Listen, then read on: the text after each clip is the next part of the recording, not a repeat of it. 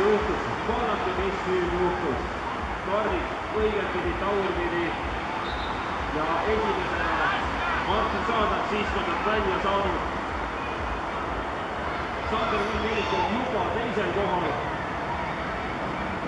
Kristjan Pein on juba kolmas.